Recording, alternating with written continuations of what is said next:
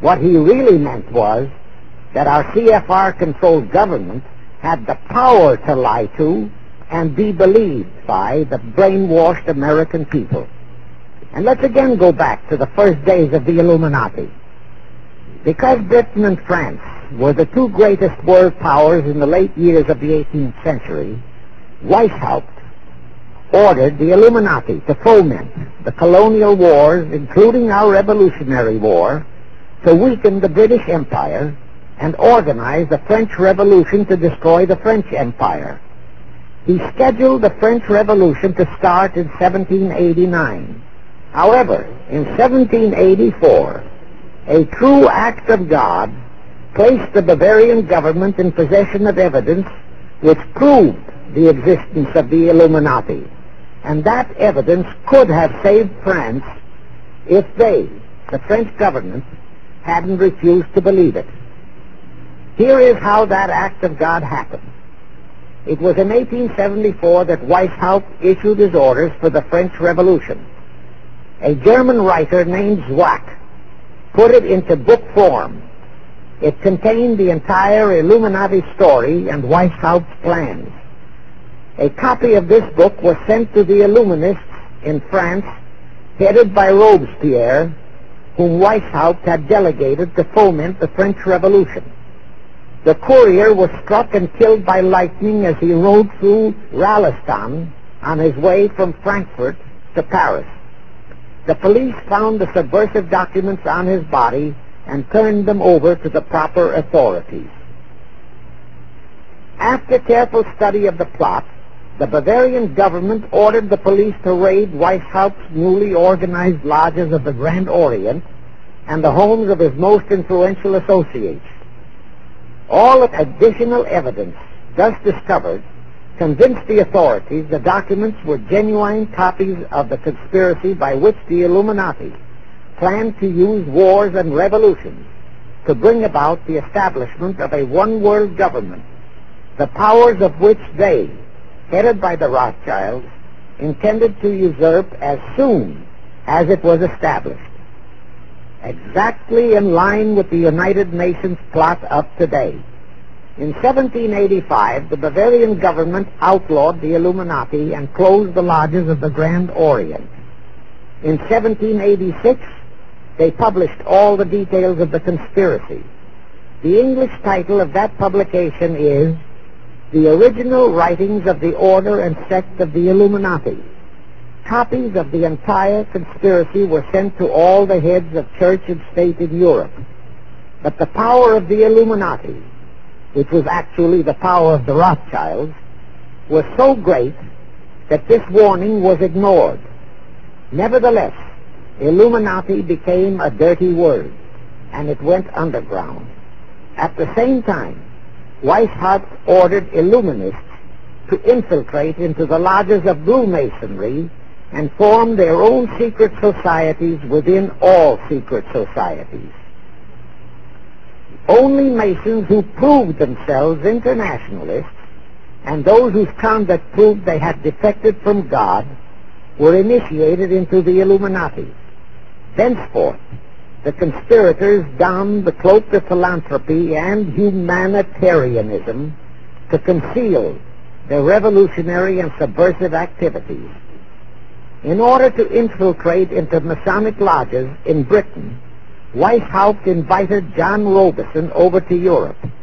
Robison was a high-degree Mason in the Scottish Rite.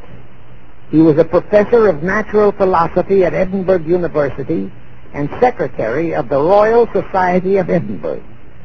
Robison did not fall for the lie that the objective of the Illuminati was to create a benevolent dictatorship, but he kept his reactions to himself so well that he was entrusted with a copy of Weishaupt's revised conspiracy for study and safekeeping. Anyway, because the heads of state and church in France were deluded into ignoring the warnings given them, the revolution broke out in 1789 as scheduled by Weishaupt.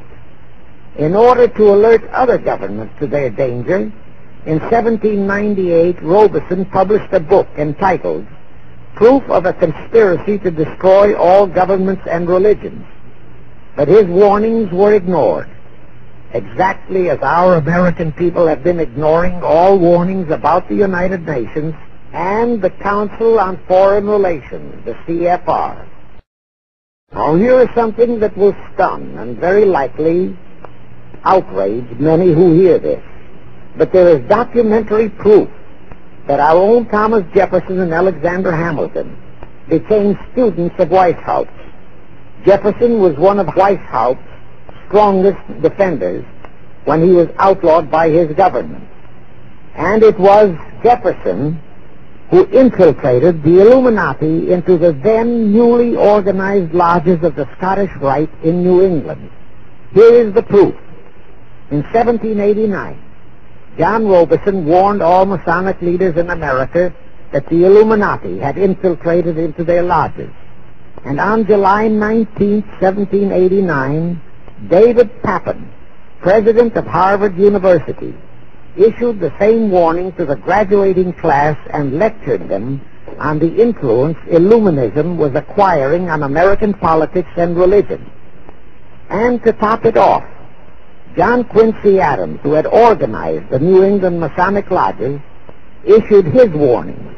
He wrote 3 letters to Colonel William L. Stone, a top Mason, in which he exposed how Jefferson was using Masonic lodges for subversive, Illuministic purposes. Those 3 letters are at this very time in Wittenberg Square Library in Philadelphia. In short, Jefferson, founder of the Democratic Party, was a member of the Illuminati, which at least partly accounts for the condition of the party at this time. And through infiltrations of the Republican Party, we have exactly nothing of loyal Americanism today. That disastrous rebuff at the Congress of Vienna, created by the Tsar of Russia, did not by any means destroy the Illuminati conspiracy. It merely forced them to adopt a new strategy. Realizing that the one world idea was, for the moment, killed, the Rothschilds decided that to keep the plot alive, they'd have to do it by heightening their control of the money systems of the European nations. Earlier, by a ruse, the outcome of the Battle of Waterloo had been falsified. Rothschild had spread a story that Napoleon had won that battle. That had precipitated a terrific panic on the stock market in England. All stocks had plummeted down to practically zero, and Nathan Rothschild bought all the stocks for virtually a penny on its dollar value. That gave him complete control of the economy of Britain and virtually of all Europe. So immediately after that Congress in Vienna had boomeranged, Rothschild forced Britain to set up a new Bank of England, which he absolutely controlled.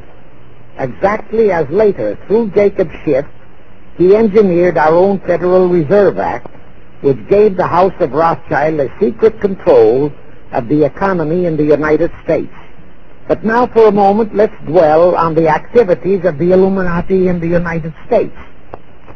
In 1826, one Captain William Morgan decided it was his duty to inform all Masons and the general public what the full truth was regarding the Illuminati, their secret plans and intended objectives. Also reveal the identities of the masterminds of the conspiracy. The Illuminati promptly tried Morgan in absentia and convicted him of treason. They ordered one Richard Howard, an English Illuminist, to carry out their sentence of execution as a traitor. Morgan was warned and he tried to escape to Canada. But Howard caught up with him near the border, near the Niagara Gorge, to be exact, where he murdered him. This was verified in a sworn statement made in New York by one Avery Allen to the effect that he heard Howard render his report of the execution to a meeting of Knights Templars in St. John's Hall, New York. He also told how arrangements had been made to ship Howard back to England. That Allen affidavit is on record in New York City archives.